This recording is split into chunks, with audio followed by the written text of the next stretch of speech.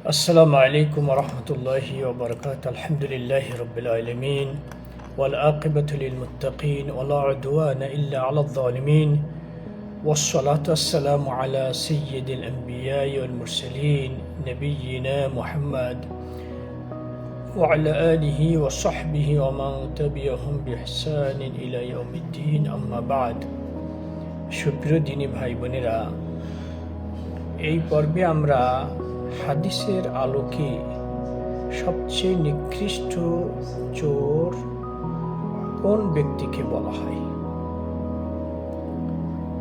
সেই সম্পর্কে আমরা সংক্ষিপ্ত পরিসরে আলোকপাত করার চেষ্টা করব। আমা তৌফিকে ইল্লা বিল্লাহ। সুপ্রিয় দিনী ভাই বোনেরা, নিকৃষ্ট চোর বলতে আমরা হয়তোবা বুঝে থাকি যে ব্যক্তি মোটা অঙ্কের টাকা খরচ করে অথবা একেবারে আপনজনের টাকা খরচ করে,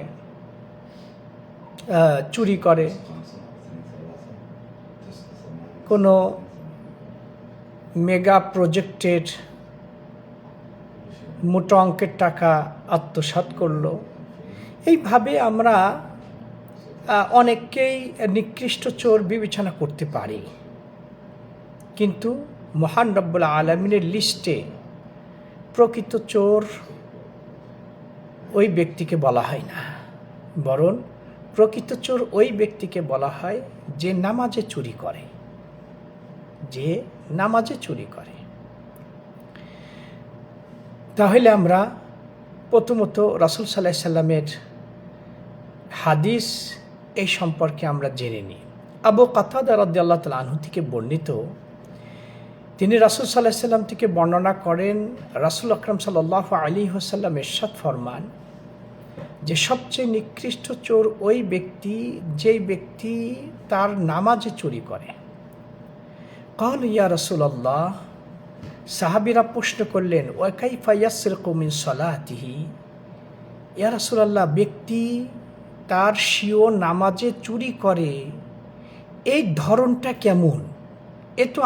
এই বিষয়টি তো আমাদের বোধগম্য নয়। রাসূল সাল্লাল্লাহু আলাইহি ওয়াসাল্লাম বললেন, লা ইউতিম্মু রুকুআহা ওয়ালা সুজুদাহা। নামাজে চুরি করা অর্থ যে ব্যক্তি নামাজ পড়ার সময় পরিপূর্ণরূপে রুকুর হক আদায় করে না এবং সেজদা পরিপূর্ণরূপে যেইভাবে রুকু করতে হবে, সেজদা করতে হবে, সঠিকভাবে আদায় করে না। এক কথায় রুকু এবং সেজদার ক্ষেত্রে ব্যক্তি তাড়াহুড়া করে। তাহলে এই ব্যক্তিকে বলা হয় নিকৃষ্ট চোর। সুপ্রিয় দিনী ভাই বোনেরা, আপনি যদি কোনো ব্যক্তির সম্পদ চুরি করেন, এর মাধ্যমে পার্থিব জগতে সাময়িকভাবে হয়তো বা আপনি কিছুটা আনন্দ বোধ করবেন, বা আপনি উপকার বোধ করবেন, বা আপনি লাভবান হয়েছেন বলে মনে করবেন।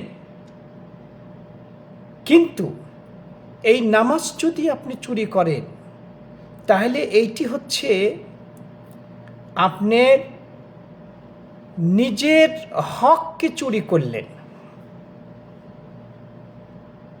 নিজের হক চুরি করার অর্থ হচ্ছে যে এই সঠিকভাবে রুকু সেজদা না করার দরুনে নামাজের যে নেকি, যে সওয়াব হতো, সেইটি থেকে আপনি মাহরুম হলেন। তাহলে আপনার এই চুরি কিন্তু আখিরাত কেন্দ্রিক চুরি হয়ে গেল, আখিরাত কেন্দ্রিক চুরি হয়ে গেল। তো এইটি হচ্ছে আরো মারাত্মক। কারণ হচ্ছে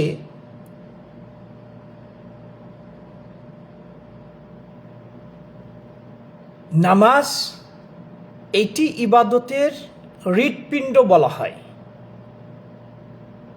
এবং সবচেয়ে মূল্যবান বিষয়কে বোঝানো হয়ে থাকে। আর এই নামাজের হৃৎপিণ্ড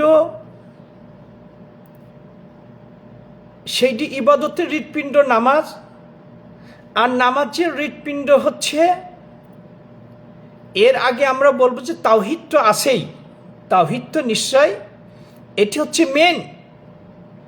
কিন্তু আমলের ক্ষেত্রে এটা তো বিশ্বাস, তাওহীদটা এটা বিশ্বাস, কিন্তু আমলের ক্ষেত্রে নামাজ এটি হচ্ছে ইবাদতের হৃৎপিণ্ড। আর নামাজের হৃৎপিণ্ড হচ্ছে তুমানিনা, ধীর স্থিরতা, একাগ্রতা, মানে মনোযোগী। আর এই তুমানিনা এইটি হচ্ছে সাধারণত অর্জিত হয় খুশুর মাধ্যমে। সঠিকভাবে কিয়াম করবেন, রুকু সঠিকভাবে করবেন, সেজদা সঠিকভাবে করবেন। সুতরাং এই নামাজের যদি এই মেন পয়েন্টগুলো যদি আপনি সঠিকভাবে আদায় না করেন, তাহলে আপনার নামাজটা আল্লাহর দরবারে গৃহীত হবে না, আপনি নেকি পাবেন না। এর জন্য রাসূল আকরাম সাল্লাল্লাহু আলাইহি ওয়াসাল্লাম তিনি বলেছেন, ইন্নার রাজুলা লা ইয়ানসারিফ ওয়া মা কুতিবা লাহু ইল্লা উশরু সালাতিহি তুসউহা সুমুনুহা সুবউহা সুদুসুহা। এইভাবে এসেছে যে ব্যক্তি যখন নামাজ থেকে সালাম ফিরায়, তখন তার মানে নামাজের 10 ভাগের 1 ভাগ কাউর কবুল হয়, 9 ভাগের 1 ভাগ, 8 ভাগের 1 ভাগ, 7 ভাগের, 6 ভাগের, 5 ভাগের 1 ভাগ, 4 ভাগের 1 ভাগ, 3 ভাগের 1 ভাগ, কাউর অর্ধেক কবুল হয়, পরিপূর্ণভাবে হচ্ছে না। সুতরাং এইটা তাড়াহুড়া করা যাবে না ভাইরে, ধীর স্থিরভাবে পড়তে হবে। এক ব্যক্তি রাসূল সাল্লাল্লাহু আলাইহি সাল্লামের সম্মুখে সালাত আদায় করে রাসূলকে সালাম দিয়ে স্থান ত্যাগ করে চলে যাচ্ছে। ওই সময় রাসূল সাল্লাল্লাহু আলাইহি বললেন, তাআল ফাসাল্লি ফাইন্নাকা লাম তুসাল্লি, হে তুমি নামাজ পড়ো, কারণ তোমার এই যে ক্যাটাগরিতে নামাজ পড়ছো তোমার এই নামাজ হয় নাই। সর্বাধিক হাদিস বর্ণনাকারী আবু হুরায়রা রাদিয়াল্লাহু তাআলা আনহু বলছেন যে, ইন্নার রাজুলা লা ইউসাল্লি সিত্তিনা সানা, কখনো কোনো ব্যক্তি দীর্ঘ 60 বছর ধরে নামাজ পড়ে, ওয়ালাকিন ওয়ালা ইয়াকবালুল্লাহু মিনহু সালাহ ওয়াহিদা, এই দীর্ঘ 60 বছরের মাঝে আল্লাহ সুবহানাহু ওয়া তাআলা তার এক ওয়াক্ত নামাজও কবুল করেন না। চিন্তা করেছেন আপনি? প্রশ্ন করা হলো কেমন? তখন তিনি 3টা কথা বলেছিলেন। ফাসুইলা আন যালিক ফাকাল লা ইউতিম্মুর রুকু ওয়ালা সুজুদ ওয়ালাল কিয়াম, সঠিকভাবে রুকু, সেজদা এবং কিয়াম না করা। রুকু দেয় তাড়াহুড়া করে, সেজদা দেয় তাড়াহুড়া করে, সোজাভাবে দাঁড়ায় না, এটি ঠিক নয়। আপনাকে ধীর স্থিরতা, এটা রুকুর থেকে আপনি উঠি ততক্ষণ দাঁড়াবেন যতক্ষণ রুকুতে ছিলেন।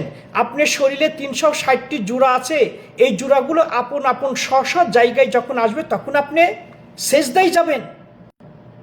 এটি হচ্ছে নামাজ। এর জন্য আনাস বিন মালিক রাদিয়াল্লাহু তাআলা আনহু বলছেন যে, মা সাল্লাইতু ওয়ারা আহাদিন বাদা রাসূলিল্লাহ সাল্লাল্লাহু আলাইহি সাল্লাম আশবাহা সলাতি বিরাসূলিল্লাহ সাল্লাল্লাহু আলাইহি সাল্লাম মিন হাযাল ফাতা, ইয়ানি উমর ইবনে আব্দুল আজিজ। ফাহাজারনা ফি রুকুইহি 10 তাসবিহাত ওয়া ফি সুজুদিহি 10 তাসবিহাত। তার মানে রাসূল সাল্লাল্লাহু আলাইহি ওয়াসাল্লাম রুকুতে এবং সেজদাতে সুবহান রাব্বিল আযীম, সুবহান রাব্বিল আলা 10 বার তিনি বলতেন, যেটা ওমর ইবনে আব্দুল আজিজ পড়তেন। আর একটু ইমাম সাহেব লেট হলে আমরা সিগন্যাল দিতে শুরু করি, হবে না ভাইরা আমার। এই তাড়াহুড়া করে নামাজ পড়লে চলবে না। আপনাকে শুধু রাকাত পূর্ণ করলে চলবে না। আপনি জুমার দিনে 22 রাকাত, 24 রাকাত, 20 রাকাত আপনি পূরণ করার জন্য তাড়াহুড়া করে পড়বেন, এই নামাজটা আপনার জন্য বদদোয়া দিবে। লুফাত কামা ইউলাফাস সাউবুল খারিক, এই নেকড়ে ছিঁড়া মানে কাপড়ের পোটলা করে যেভাবে ফেলে দেওয়া হয় নামাজি ব্যক্তিকে, নামাজটা এইভাবে তার কাছে নিক্ষেপ করা হবে। তো সুতরাং নামাজ পড়ার মতন পড়তে হবে। সল্লু কামা রাআইতুমুনি উসাল্লি, আমাকে যেভাবে নামাজ পড়তে দেখ সেইভাবে পড়ুন। আসুন আমরা রাসূলের তরিকাতে ধীর স্থিরভাবে নামাজ পড়ার চেষ্টা করলে আমাদেরকে তৌফিক দান।